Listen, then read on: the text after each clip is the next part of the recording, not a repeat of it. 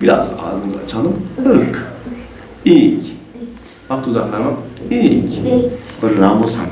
Ağzımızı büzelim. Ok. Bravo sana. Hadi devam edelim. Aç ağzını biraz. K. Bravo. Aç ağzını. K. Biraz daha dudağımızı açalım. K. Bir daha. Bravo. Ko. Biraz dudağımızı yuvarı. Ko.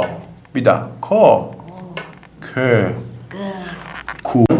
Ik. Bravo. İk. Ok. Ök. Dil ve konuşma terapistleri bireyin iletişim, dil, konuşma, ses ve yutma bozukluklarını değerlendiren, tanılayan ve tedavisinde rol oynayan sağlık çalışanlarıdır. Dil ve konuşma terapistlerinin çalışma alanları oldukça geniştir. Bu bağlamda artikülasyon, yani konuşma sesi bozuklukları halk arasında genellikle bazı harfleri söyleyememe ya da pelteklik olarak geçmektedir.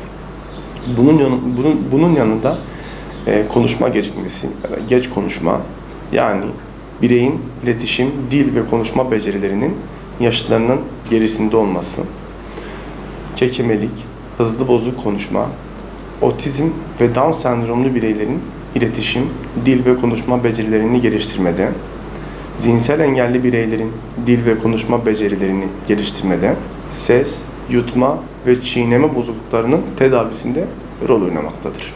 Dil ve konuşma terapisinde erken müdahale, bireyin dil ve konuşma becerilerinin gelişmesiyle beraber erken tanılama ve tedavinin birey için önemli bir rol oynamaktadır.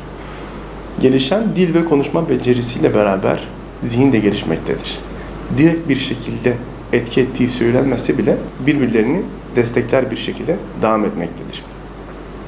Gelişen zihinsel beceri, yani biliş, dünyayı algılama, kendisiyle beraber sosyo-kültürel açıdan ve akademik açıdan da bireyin gelişmesine yardımcı olmaktadır.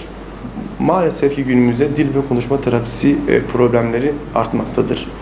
Tek bir nedene bağlı olarak bunu sınıflandırma yanlış olabilir. Çünkü dil ve konuşma bozuklukları kendi arasında birçok alt alana ayrılmaktadır. Birçok sebebe bağlı olarak konuşma problemleri artmaktadır. Bozukluklar maalesef ki tek bir nedene bağlı olarak gerçekleşmez. Birçok faktör bu durumu ortaya çıkarmaktadır. Genetik faktörler ve yeteri kadar etkileşime, yani dil tabanlı etkileşime maruz kalmamak, bireyin yeteri kadar işitsel, görsel referansa maruz kalmaması, yani karşılıklı olarak sohbet etme, sürdürme ya da oyun oynama olarak bunu ifade edebiliriz.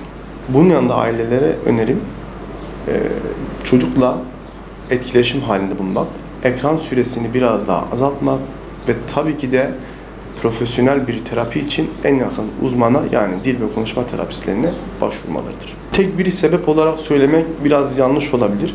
Birçok nedene bağlı olarak dil ve konuşma problemleri karşımıza çıkıyor.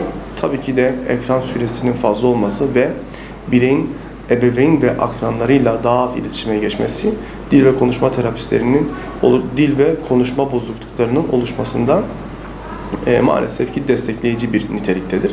Bunun yanında ekran süresini biraz daha azaltmak ve birey ile karşılıklı etkileşim ve tabii ki de ailelerin biraz daha çocukları için zaman yaratması son derece önemlidir.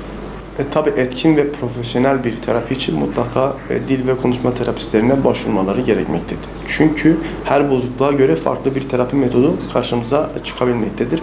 Her bozukluğa göre terapi metotları farklı gösterebilir. Zaten burada önemli vurgulamam gereken bir şey varsa bu da etkin ve profesyonel bir terapi için mutlaka dil ve konuşma terapistlerine başvurmaları gerekmektedir. Bununla beraber evde karşılıklı etkileşim doğurabilecek ve sıra alma becerisini, taklit becerisini, tekrar etme becerisini geliştirebilecek oyunlar oynamak bireyin doğrudan da olmasa dolaylı yoldan dil ve konuşma becerilerini geliştirdiğini söyleyebiliriz. Artikülasyon bozukluğu bireyin yaşına uygun konuşma seslerini yanlış üretmesi veyahut da hiç üretememesi sonucu oluşmaktadır. Yani artikülasyon bozukluğu aslında biraz daha anlaşılır olsun diye bu tabiri söylemek istiyorum. Bazı harfleri söyleyememe olarak geçiyor. Burada tabii hangi harfin hangi yaşta çıkarılacağı konusunda aileyi biraz bilgilendirmek ve çocuğa biraz daha varsa eğer yaş üretmesi için gereken yaşa eğer daha varmadıysa biraz daha süre tanıyıp gerekli müdahaleyi de dil ve konuşma terapistleriyle beraber yapabiliriz.